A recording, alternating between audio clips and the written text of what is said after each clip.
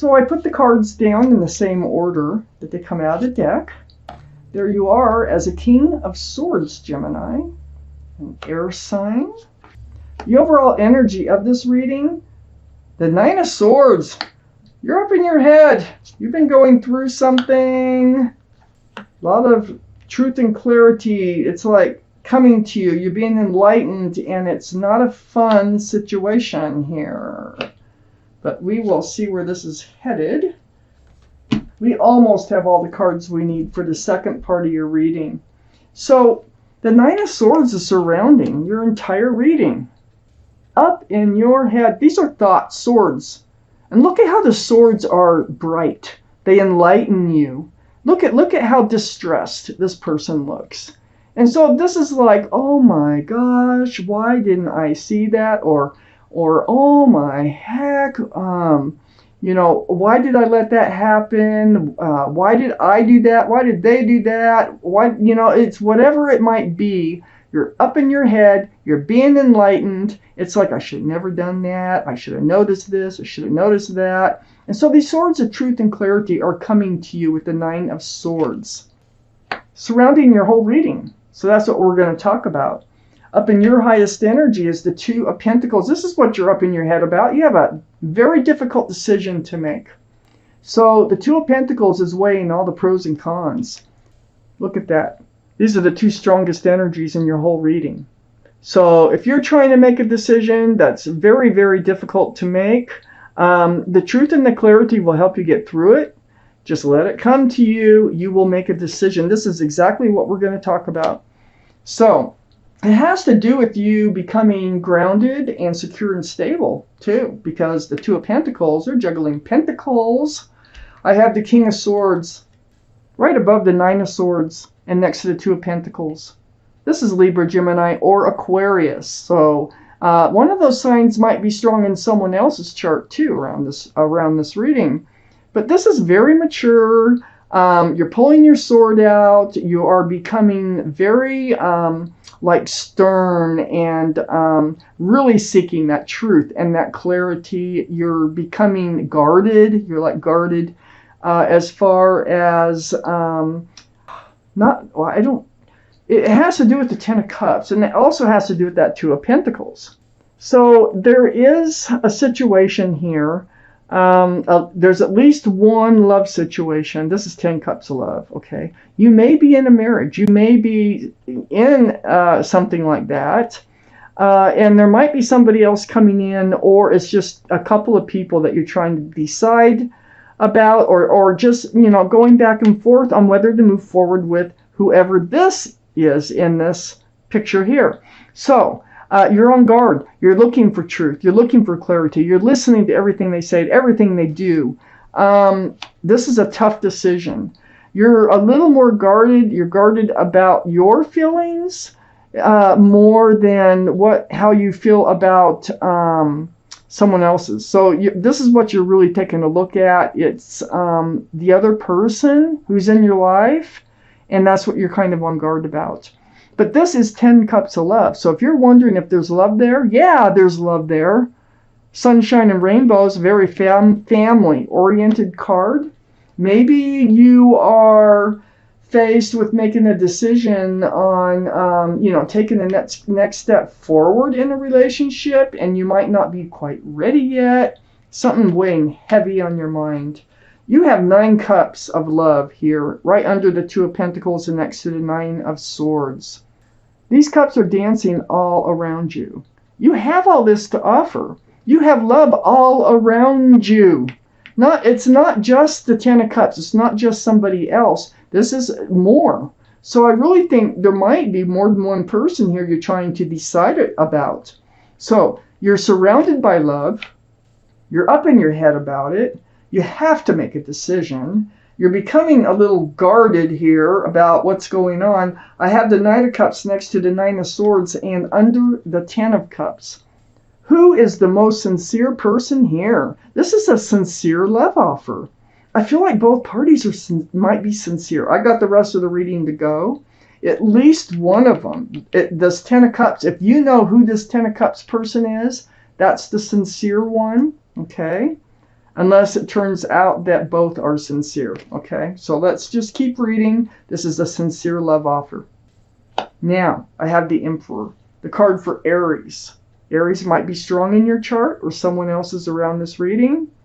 But this is, sticking by yourself. This is being true to yourself, knowing what you want, knowing what you don't want. You're very well liked and respected by others. You might even be a leader in your profession, with this card.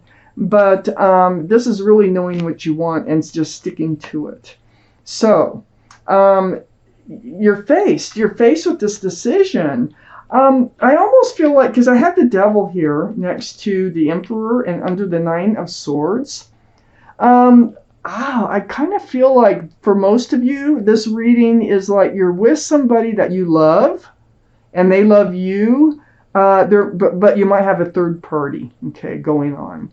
Or they might have a third party going on, but I'm reading this more like you might have a third party going on, and that you're up in your head about what are you doing, you know that you have love in your life. You have a lot of love in your life, but this is toxic energy.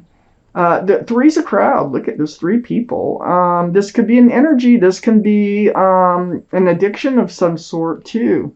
So it prevents that pentacle from coming forward, the security, the stability and groundedness, the card for Capricorn. Like I said, that might be strong in someone's chart here. So I feel like that's part of what you're on guard about is this toxic energy. Maybe you allowed some in and now you're trying to figure out how to get rid of it.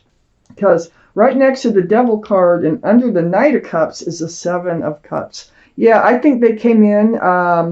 I think someone else also came in with this. I think they presented themselves as if they were sincere, but they were really one of these cups. And now you realize it, and that's what you're up in your head about.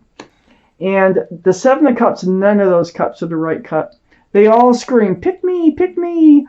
But they're all enticing for one reason or another, but none of them are the right cup for you. And I feel like that's what you're faced with, because the Seven of Cups falls right between the Knight of Cups and the Devil. So this is a toxic cup. I think you need to know how to get it out of your life. And I think you want to keep the Ten of Cups. So far. I could change my mind. Let's get through this reading. Oh my gosh. Oh my gosh. Oh, there it is. The last card we need. Oh my gosh. Okay. I have the Ace of Swords next to the Ten of Cups. Oh boy. Look at how the truth. All these swords of truth and clarity coming to you. I mean, it's like a light bulb going off. Like, ta-da! I get it. I know. You know what you want. You're going to know what you want. You're going to make your decision. Okay? And it will be based on what is true in your life. This Ten of Cups is true in your life. Okay? So, as you can see, that light, it just parts those dark skies, really helps you make up your mind. Here you are picking up those swords, the truth and clarity, and you're letting an energy go. It's this toxic energy you're letting go. Because all they did was bring dark clouds into your life, and you need to let it go. The Nine of Wands, they became a burden in your life. Heavy. It's like you can't move. You're just standing there with a fresh wand of fresh starts and new beginnings, but there's no place to go. You want the Ten of Cups.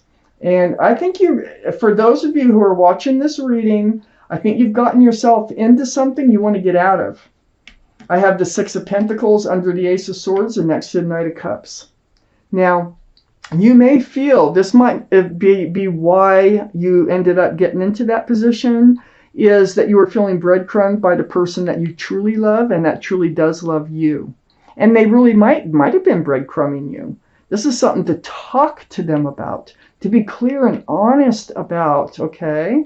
So in this reading, that is beautiful advice if that is the situation for you. You're trying to decide how to get rid of this toxic energy and save this other relationship. I have the King of Wands next to the Six of Pentacles and under the Five of Swords. This is fire, Aries, Leo, or Sagittarius that might be strong in your chart or someone else's. You're holding a staff of fresh starts and new beginnings. You're ready to move forward. You want to move forward. And there's a lot of passion involved in this card. But you want to move forward from that Six of Pentacles. You are moving forward. Now, you might feel like you're not. But under the Nine of Wands and next to the King of Wands, I have the Six of Swords. You're definitely moving forward. And you're moving away from those dark skies. You're moving into the light. The swords really help. You're picking them up. And the more swords you pick up, the more you see things clearly, the further you can get back into the light where you want to be. So you are doing it. I have the Queen of Wands under the Six of Pentacles and next to the Seven of Cups. This relationship you want to get out of is pure passion. That's pure and simple passion. You let the passions get the best of you. Even though you're probably being breadcrumbed by the one who really truly loves you, I feel like that there should have been a conversation or will be a conversation about that. But Aries, Leo, or Sagittarius, that might be strong in someone's chart here. But this is a soulmate that you got involved with. And this soulmate relationship is based on passion. We all have lots of soulmates, okay? This is not the right soulmate for you. They're toxic. And they're a Seven of Cups. And you now know it. And now you're trying to absolve it. So, there's the Tower. Right between the King and the Queen of Wands. You're going to blow it up.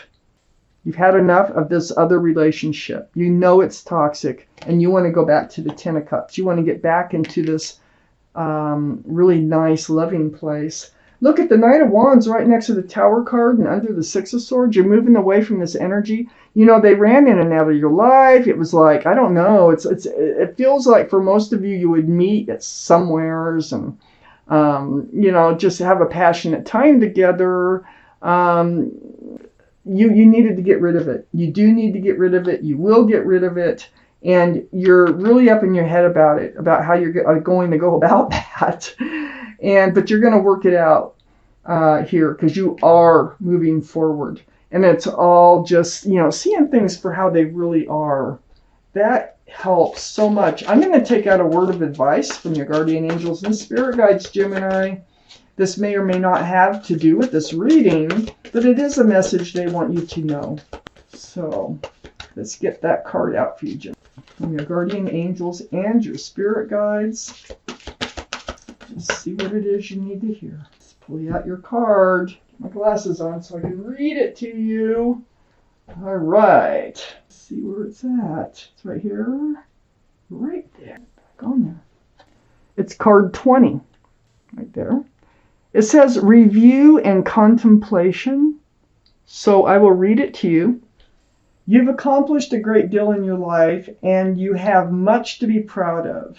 Now it's time to decide what's next. As you contemplate the past and the present, you'll get clear on your divine life purpose. Don't be distracted by conventional thinking. Be the real you. Stay true to you, like with the Emperor. Stay true to yourself and all will work out. And you are picking up those swords of truth and clarity. You are moving away from another relationship that is not good for you. So